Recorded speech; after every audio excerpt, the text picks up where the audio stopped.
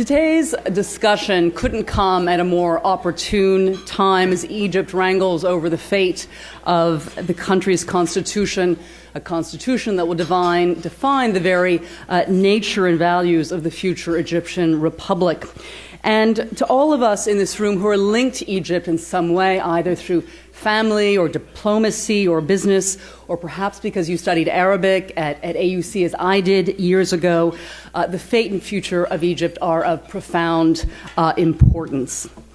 And recognizing that revolutionary changes were underway in the Middle East, MEI has been programming extensively on Egypt and the Arab awakening since the early days. Our 40 adjunct scholars, many of whom are in this room today, have been writing and speaking extensively about these topics, commenting in the media, and seeking to shape understanding of events in a way that will help influence policy in a constructive way. MEI believes this is a critical moment in contemporary Middle East history. Now is the time to speak out and bring attention to policies and ideas that can contribute to a stable and prosperous Middle East, which is why MEI is so proud and honored today to be joined by Mr. Naguib Sawiris, one of Egypt's most innovative business leaders who also cares very deeply about the political future of his country and has been actively engaged in trying to steer it in a positive way. Thank you, Mr. Sawiris, for joining us here today in Washington to share with us your wise insights. We are all very much looking forward to your presentation. I also want to thank the sponsors of today's luncheon, Contract International and Moby Neal, for making this gathering possible. It is the support of companies like yours that make it possible for MEI to carry out its mission and mandate to promote understanding of the Arab world in America. Finally, I want to thank our moderator, Ambassador Dan Kurtzer, for joining us from Princeton University to lead today's discussion.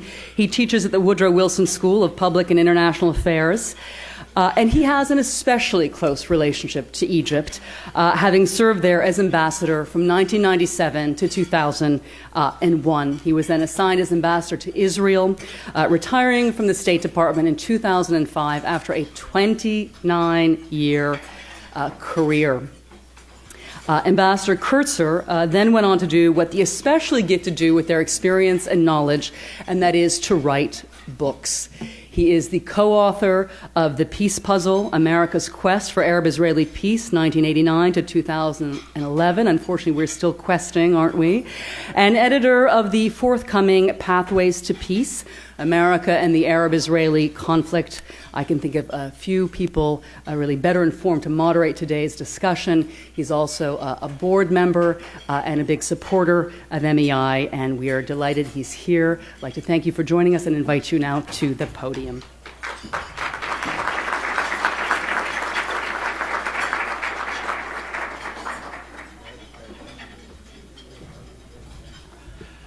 Good afternoon. First, as a board member of MEI, I want to take this opportunity to thank Wendy for doing such an enormous job in educating all of us, Washington and Americans, about the Middle East, and to thank all of the sponsors of the Middle East Institute for what you do to make sure that there is an informed and educated debate about the Middle East that takes place in this town. In that respect, this afternoon's program is not only timely, but it is part and parcel of what is one of the most critical debates that the American administration is already engaged in, but has to do more. Naguib Sawiris and I actually go back a number of years. We were connected at the hip by both having been blasted by Roselle Youssef magazine in 1998, and that was, I think, the first time we realized that we were brothers in arms against intolerance and hatred. And then we enjoyed many an important conversation when I served as ambassador and received his wisdom. The kinds of issues that you're going to hear today will in some ways be moderated by the need for a public figure, a politician, an entrepreneur, a philanthropist, to guard his words carefully. I don't have to do that. in my new guise, and therefore I can raise with you the kinds of questions that we need to be thinking about with respect to Egypt, an Egypt that we all love, a culture that we have come to appreciate both in its historical manifestations but also currently, but a society that's undergoing fundamental change and heading in directions that frankly are still unclear. We heard in the panel earlier today about the constitutional challenges that are being faced. These will be critical metrics by which to measure Egypt's progression towards not only a democratic state, but a democratic and liberal state, one in which the rights of Christians, the rights of women, the right of free speech, the right to express oneself in political parties and organizations are as well respected as the rights of Islam. Egypt is, after all, a majority Islamic country. And therefore, the kinds of questions that we heard about in this panel, which you will hear echoes of in the remarks of Naguib Sawiris, are those which need to motivate our policymakers. I thought that after almost 30 years of studying, living for 7 of those years in Egypt, and practicing the art of diplomacy, that I had reached a point where I could at least ask the right questions about Egypt. But 2 years ago, as we all did, we suffered a kind of computer crash when our brains woke up one morning to find a revolution that defied all of the logic that we thought governed the situation.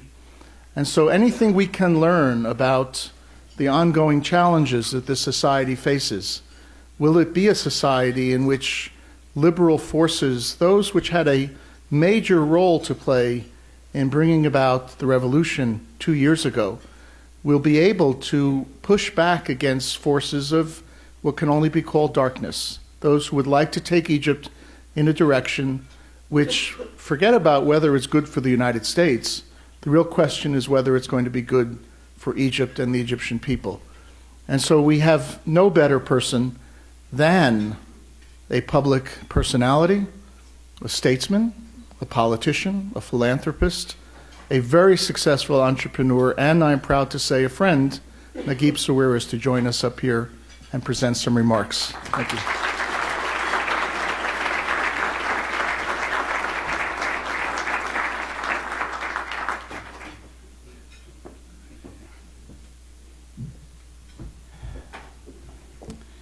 Maybe I should start with the revolution.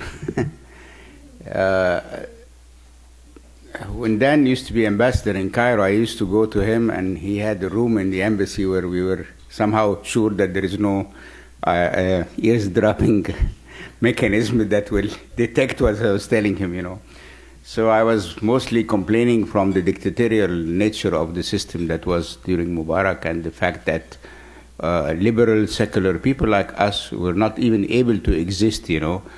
And the danger was that if the Mubarak regime also always told people that, look, if you don't want me, this is what you'll get. You'll get the Muslim Brotherhoods and the extremist Islamists. So some people, and mostly many Egyptians, not just me, we didn't feel that any of these two alternatives is the one we want, you know.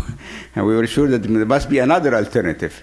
Unfortunately, the system during Mubarak cracked even on liberal, secular people like us who wanted to have a voice and did not want to join the National Party, which was a corrupt party and a party of benefits, you know, but was not really, had no real mission, you know. So when the revolution came, many of us, the liberals, the secular, what I call the naive liberals also, and these forces went and did this great revolution.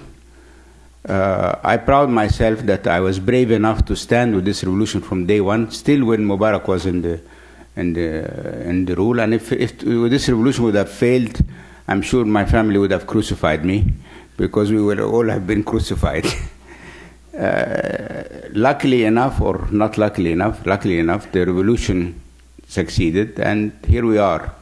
Unfortunately, most of these liberal and young Egyptians who went with their guitars, went women, Christians, Muslim, rich, poor, socialists, capitalists, all went to the square and did the revolution.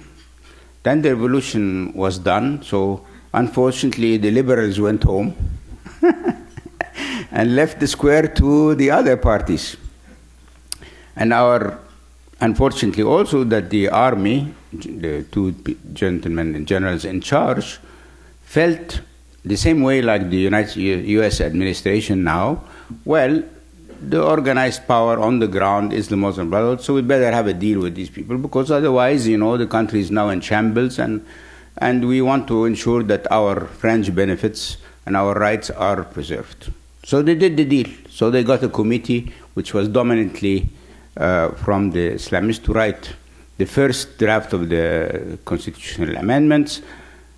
And then events went from bad to worse. So they freed the people who killed Sadat, the members of the Jihad, the Qad, and I don't want to bore you with everything that has happened, because I still want to be on a positive note, because it's my country. And in the end, I can argue, okay, I want them to fail. So we want them to fail, so but if they fail, my country will fail. So I'm in a dilemma here, So I decided to make the second half of my speech on a more positive note by saying, okay, what advice would I give now my dear friends in the Muslim Brotherhood?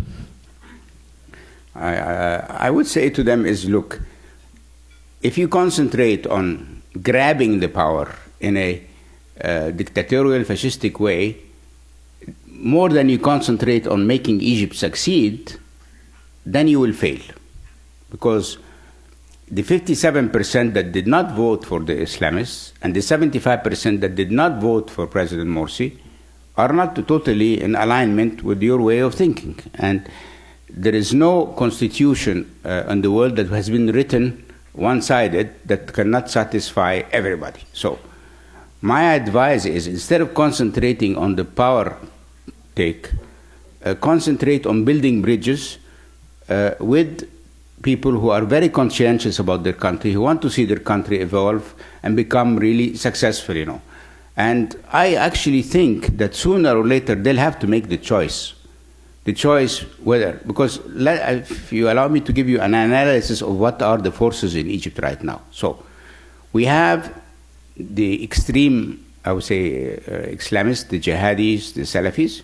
We have the moderate Islamists, which are the Muslim Brotherhoods. Then we have the liberal, secular capitalists, very small. And we have the liberal, secular socialists, a little bit bigger. And then we have the extreme socialist, communists, Nasserists on the floor too. So in any democratic system, when you need to make a coalition, you most probably will take the ones who are more or less could be combined. So for example, our party, the Free Egyptian Party, has the same economical program like the Muslim Brotherhoods. If you read ours and theirs, we're not far from each other. Ours is actually more towards the German social market economy, because we figured out after the revolution that there has been mistakes done by the previous administration by not addressing the needs of the poor. But the biggest challenge Egypt is facing today is that, first of all the left or the workers and these people and the poor thought that the revolution will bring them their dreams come true.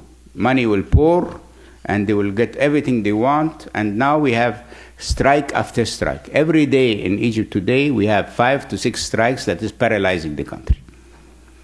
So again, my advice to the Muslim people, choose who you want to work with, and not from an upper hand mechanism, not by telling people, we have the majority, we decide. This will bring them nowhere, because we need to unite. If they don't do that, they need to bear the responsibility on their own. Personally, I don't think they will succeed without a common gathering of everybody together.